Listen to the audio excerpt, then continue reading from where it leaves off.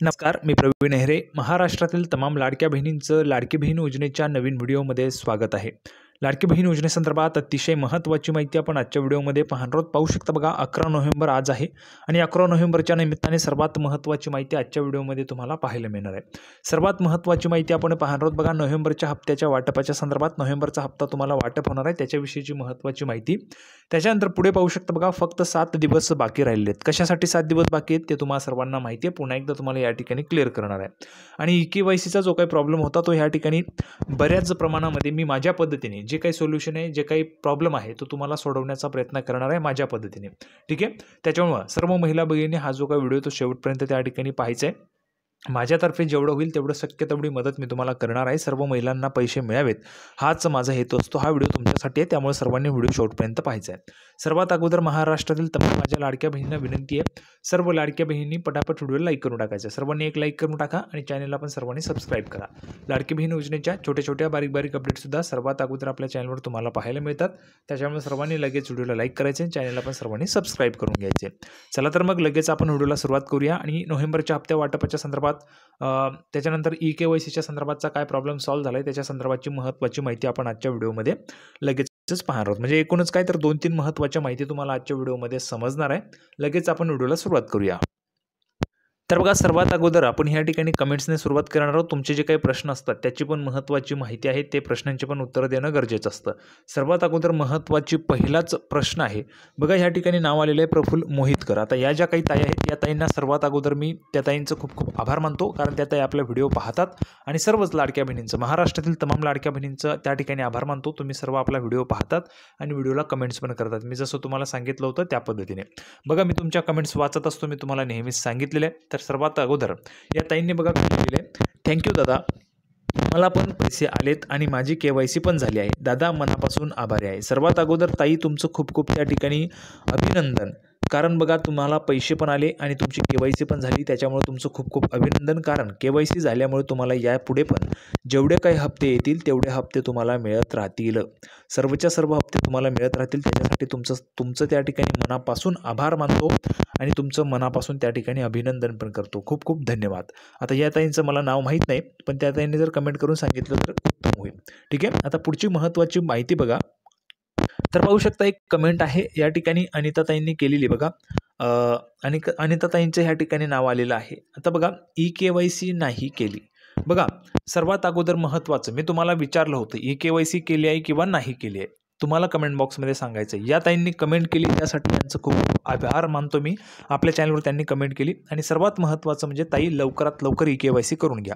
बघा ताई, तुमचे पैसे जे ते त्या ठिकाणी बंद नाही झाले पाहिजे, हीच माझी त्या ठिकाणी इच्छा आहे, हीच माझी अपेक्षा आहे, हीच माझं त्या ठिकाणी तुम्हाला महत्त्वाचं सांगणं राहील. कारण बघा, KYC करून घेणं हे गरजेचं आहे. KYC तुम्हाला करावीच लागणार आहे. KYC जर तुम्ही केली तर तुम्हाला पैसे मिळत राहतील, जर तुम्ही केली नाही तर तुम्हाला पैसे मिळणार नाहीत, तुमचे पैसे बंद होऊन जातील. म्हणून अनिता ताईंना मी ह्या ठिकाणी विनंती करतो की KYC लवकरात लवकर तुम्ही करून घ्यायची आहे. KYC कशी करायची त्याचा व्हिडिओ आपल्या चॅनलवर आहे.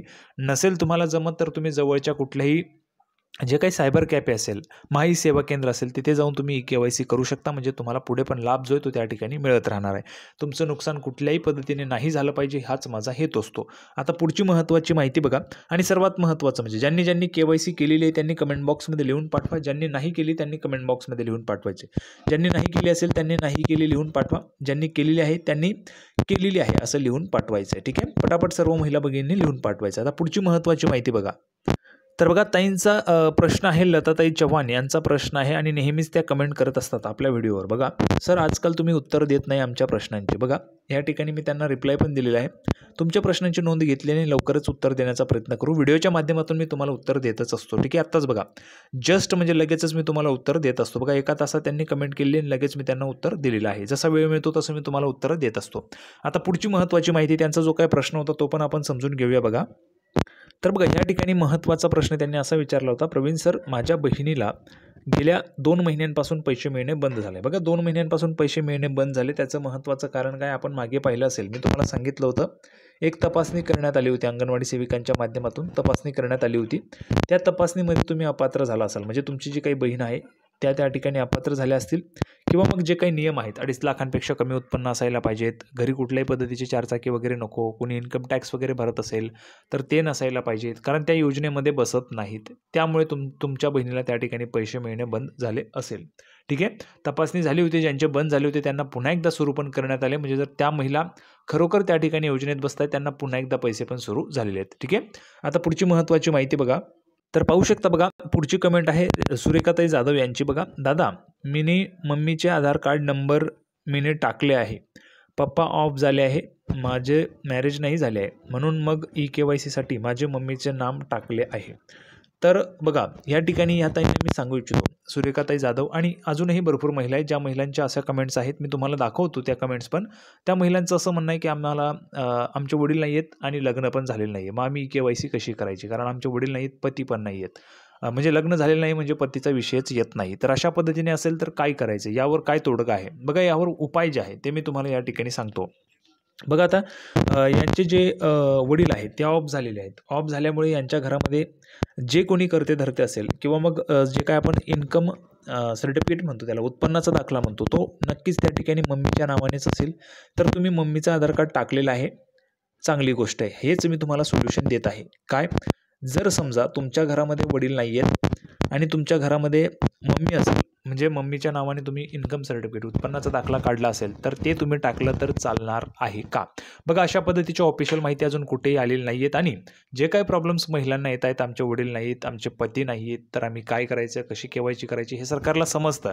सरकारला समजून पण सरकारने अजूनपर्यंत कुठल्याही पद्धतीचं उत्तर यावर दिलेलं नाही आहे. तुम्हाला काय वाटतंय, उत्तर सरकारने द्यायला पाहिजे का? तुमचं मत तुम्ही कमेंट बॉक्समध्ये बिनधास्त मांडायचं आहे. सरकारने याच्यावर नक्कीच उत्तर दिलं पाहिजे, किंवा काहीतरी उपाय जो आहे तो त्या ठिकाणी महिलांना दिला पाहिजे. अन्यथा भरपूर अशा महिला आहेत ज्या महिलांचे पैसे बंद होऊन जातील. त्याच्यामुळे तुम्ही काय करायचं आहे, बघा, आता तुम्हाला एकच सांगतो, असेही तुमचे पैसे बंद होतील जर समजा कुठल्याही पद्धतीचं सोल्युशन आलं नाही तर. मग त्याच्यावर उपाय काय? तुम्हाला बघा, उपाय असा आहे की ज्यांचं तुम्ही उत्पन्नाचा दाखला काढता, समजा मम्मी असेल तर मम्मीचा उत्पन्नाचा दाखला तुम्ही काढत असाल तर मम्मीचा आधार कार्ड नंबर द्या आणि त्यावरून तुम्ही EKYC करून टाका. बघा, यामध्ये ऑफिशियली कुठलीही माहिती नाही, मम्मीचा आधार कार्ड द्या पप्पा नसतील तर. पण जर समजा सरकार अशा पद्धतीचं उत्तर देत नसेल, तर जर समजा तुमचे पैसे बंदच होणार असेल, तर त्याच्यापेक्षा हे करून बघितलेलं चांगलं राहील, उत्तम राहील, असं माझं त्या ठिकाणी मत आहे. सरकारने यावर काहीतरी ऑफिशियल उत्तर दिलं पाहिजे. सरकारने अजूनपर्यंत कुठल्याही पद्धतीचं उत्तर यावर दिलेलं नाही आहे. आणि महत्त्वाचं म्हणजे आपल्या महिला व बालविकास विभागाच्या मंत्री माननीय अदितीताई तटकरे यांनी तरी यावर काहीतरी सोल्युशन जे आहे ते उपाय दिलं पाहिजे. जर ताई ह्या ठिकाणी व्हिडिओ बघत असतील, किंवा लाडक्या बहिणींचे उत्तर जे काही प्रश्न आहेत ते त्या ठिकाणी ताईंपर्यंत पोहोचत असतील, माननीय मंत्री अदितीताई तटकरे, तर त्यांनी नक्कीच यावर काहीतरी सोल्युशन जे आहे ते काढायला पाहिजे. आता पुढची महत्त्वाची कमेंट बघा. तर बघा, ह्या ठिकाणी पण तेच आहे. आपण जर पाहिलं तर लताताई केंगार यांची पण तीच कमेंट आहे, माझे वडील ऑफ झाले आहेत आणि पती पण ऑफ झाले आहेत, तर मी KYC कशी करायची दादा ते सांगा. बघा, अशा पद्धतीच्या महिला भगिनी आहेत ज्या महिला भगिनींचे KYC होत नाही. आता यांना सोल्युशन काय देऊ शकतो मी? एकच यांना सोल्युशन आहे. बघा, एक तर तुम्हाला कुठल्याही पद्धतीचा आधार नाही म्हणून तुम्ही काय करू शकता, संजय गांधी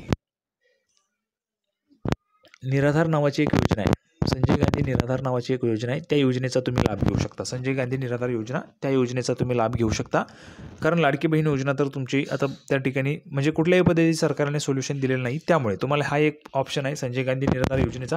आणि दुसरा एक ऑप्शन म्हणजे तुमच्या घरामध्ये मम्मी असतील, आई असतील तुमच्या, किंवा मग जे कोणी करतं धरत असेल, कमवतं असेल, ज्यांच्या नावाने तुमचा उत्पन्नाचा दाखला निघतो त्यांचा तुम्ही आधार कार्ड देऊ शकता. कारण सरकारने ऑफिशियली कुठल्याही पद्धतीचं उत्तर दिलेलं नाही, पण त्यामध्ये आपण एक करू शकतो. म्हणजे ज्यांचा उत्पन्नाचा दाखला आपण त्या ठिकाणी काढत असतो त्यांचं जर आपण दिलं तर सरकारला पण काय करायचं आहे, सरकारला पण आधार कार्ड नंबरवरनं इन्कम फक्त त्या ठिकाणी तपासायची आहे. इन्कम तपासल्यानंतर ज्यांची इन्कम म्हणजे उत्पन्न हे 2.5 लाखांपेक्षा जास्त असेल त्यांना अपात्र केलं जाणार आहे. त्याच्यामुळे फक्त सरकारला इन्कम तपासायची. तर तुम्ही एकतर हे करू शकता, संजय गांधी निराधार योजनेचा लाभ घेऊ शकता, किंवा मग तुमच्या घरामध्ये जे कोणी कमावणार असेल त्यांच्या नावाने तुम्ही KYC करून टाकायचे आहे. कारण ऑप्शन सरकारने अजून कुठलाही दिलेला नाही आहे.